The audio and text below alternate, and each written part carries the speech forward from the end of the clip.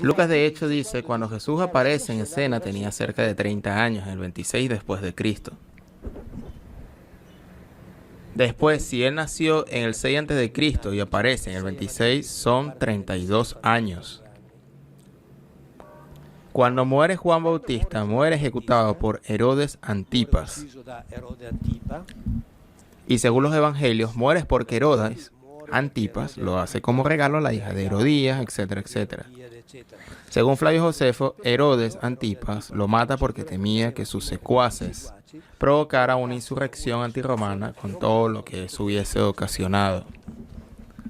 Después de eso, Herodes Antipas entra en conflicto con Aretas IV, que es el rey de Arabia Petrea. ¿Por qué? Porque él había repudiado la hija de Aretas IV. Y entra un conflicto y hay una guerra entre los dos. Esta guerra es entre el 35 y 36 después de Cristo. Cristo vuelve a su apogeo después de muerte, justo después de la muerte de Juan el Bautista. Estas fechas son fechas reales. Lo que quiere decir que si Cristo nació entre el 7 y el 6 antes de Cristo y murió entre el 35 y el 36, quiere decir que murió en torno a los 44 o 45 años. En este intervalo hubo un periodo en el cual él inició una cierta actividad.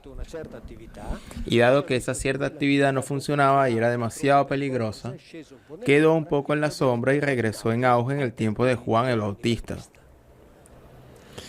Juan Bautista, que sabemos, predicaba el bautismo en el Jordán. Y se dirigía a él a, como se suele decir, confesar sus pecados. En griego hay un término que es exomologemoni, que quiere decir, entre significados que tiene, contar con énfasis las cosas. Si Juan el Bautista era el precursor de lo que debía venir después, es decir, el verdadero Mesías hebreo, que era el que debería liberar a Israel del yugo extranjero, está claro que Juan Bautista estaba preparando un ejército de combatientes. Y para preparar un ejército de combatientes, obviamente buscas entre los combatientes. Tanto es así que entre los nombres de los discípulos de Jesús están todos los nombres típicos de los celotas. Bariona, Simón Bariona, que quiere decir Simón el combatiente. El Galileo, Judas el celote, todos nombres típicos de partisanos antirromanos. Por tanto, es probable que los que iban con Juan Bautista a confesar sus pecados, en realidad iban a decir, yo he hecho esto, yo maté a, yo incendié aquello allí, yo participé en esto otro. Y Juan Bautista decía, ven con nosotros, ven con nosotros. A través de este rito de inversión en el agua, les hacía entrar en este grupo.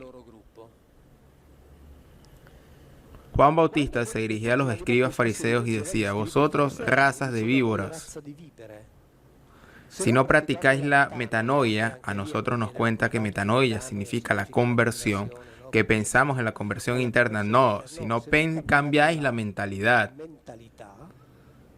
Nous, mente.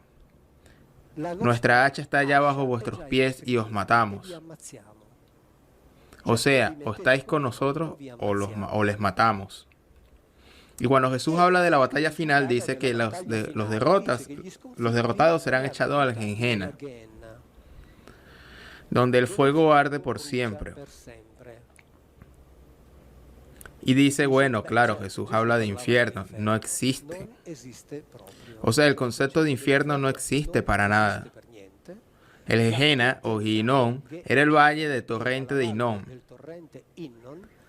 justo fuera de Jerusalén, y lo veis todavía ahora, donde se echaban los cuerpos de los condenados y eran quemados. Y se tiraba la basura, por tanto el fuego era continuo. Exactamente como en ciertas incineraciones de basuras nuestras, donde el fuego sigue. Por lo tanto, os matamos y os echamos allí. El infierno no tiene nada que ver. Y que estos hombres no fueran de buena pasta.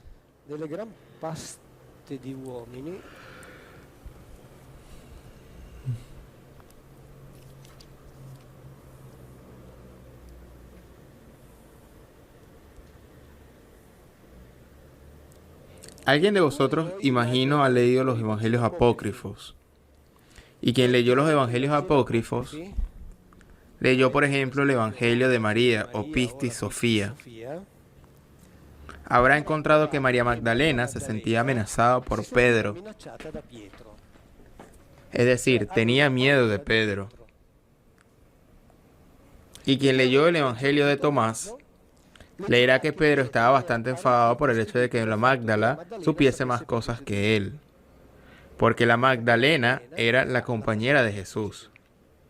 Por tanto, era obvio que supiese más cosas que él. Digamos, cuando Jesús partió, en aquella secta, porque de esto se trataba, los sectas de Jesús, de los jesucianos, se practicaba esto. Los que poseían campos o casas las vendían y llevaban la recaudación de las ventas, poniéndola a los pies de los apóstoles, que se encargaba después ellos de gestionarlo. El dinero lo administraban los jefes, como siempre en las sectas. Yo conozco muchos testigos de Jehová, gente que se salió, y ellos saben bien qué significa estar dentro de las sectas. Capítulo 5 de Hechos de los Apóstoles. Una pareja, Ananías y Zafira, marido y mujer, vende sus bienes pero no entregan todo el dinero. Y como en las sectas el control policial es feroz, lo sabéis bien, Pedro se enteró y llama a Ananías y le dice: pero Ananías, ¿cómo pudiste pensar en hacer algo así? Dice: nos han mentido los hombres, has mentido a Dios. No le has mentido a los hombres, sino a Dios. Al oír estas palabras, Ananías cae a tierra muerto. O sea, Ananías oye estas palabras y le da un infarto. Rápidamente algunos jóvenes se movieron para envolverlo y llevarlo a enterrar. Cerca de 3 horas después se presentó también su mujer sin saber lo que había pasado. Pedro hace una de estas preguntas para meter en dificultad a las personas, es decir, ponerla en evidencia. Dime, ¿es por tanto que habéis vendido el campo? Ella responde: sí, por ese precio. Pero ¿por qué os pusisteis de acuerdo tú y tu marido? ¿Por qué os pusisteis de acuerdo para engañarnos? Están a la puerta los pasos de los que enterraron tu marido. Te llevarán también a ti y ella muere. ¿Cómo han muerto estos dos?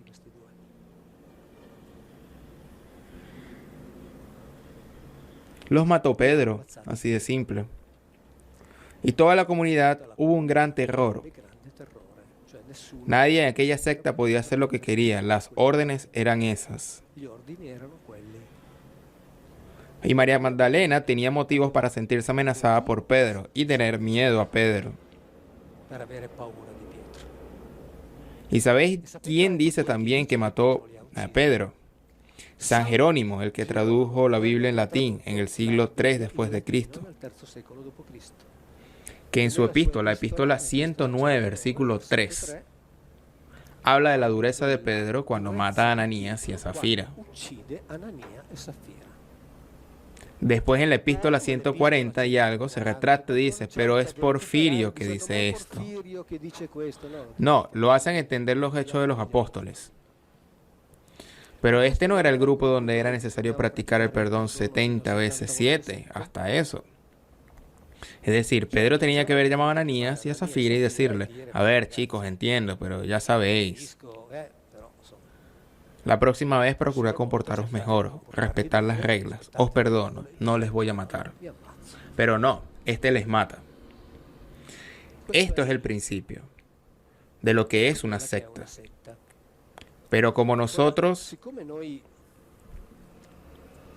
estamos dentro de un sistema religioso en la cual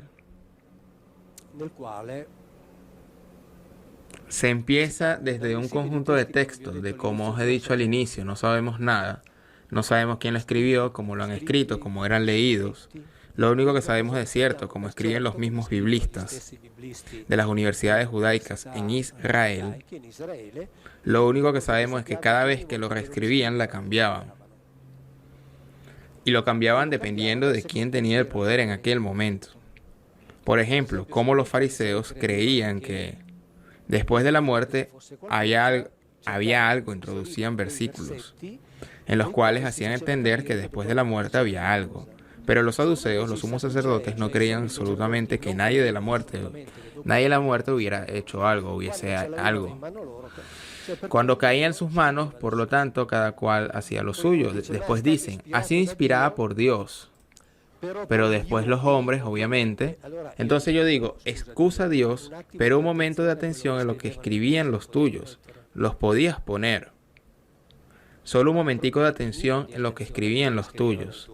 Porque uno no puede dictar un libro del cual deberían depender la eternidad de las personas y después no procurarse mínimamente de lo que está escrito en ese libro. Imaginar que el administrador delegado de una empresa dicta una carta del cual depende la vida de la empresa y su secretaría y luego no la relee. La secretaría puede escribir todas las burradas que quiera y dice, pero yo se lo dicté bien. No. Así quieren hacernos creer. Pero si así fuese, entonces, en vez de muerto, yo diría, querido Dios, eres tú quien tienes que explicarme cosas a mí, no yo quien te las tienes que explicar a ti. Dialoguemos. Obviamente, pero no por arrogancia, porque si tú no eres claro, no puedes pedirme lo que sea yo. El primero a tener a ser claro eres tú quien quiso todo esto. Por tanto, debes tener claro esto. Responder a una serie de cosas. Entonces, nosotros no sabemos todo esto. Y nos lo predican quien en el 90% de los casos no conoce la lengua en la cual ha sido escrito. Por lo tanto, nos los predican basándose en traducciones. Traducciones que cambian continuamente y fueron cambiadas. Están cambiando ante nuestros ojos y seguirán cambiando. Mauro Viglino, César Silva, Mario Sabán, Caballo de Troya, el libro Urantia, el Kybalión, la misma Biblia, u otras fuentes de información como el Evangelio de Tomás. Son posibilidades, cartas abiertas para ver la espiritualidad o la investigación histórica, lo que tiene que ver Jesús de Nazaret o el Génesis. Son posibilidades de carta abierta para ver más allá de lo que nos contaron la historia, la tradición, la religión. Es importante tomar en cuenta todas estas posturas, darle espacio en nuestra vida personal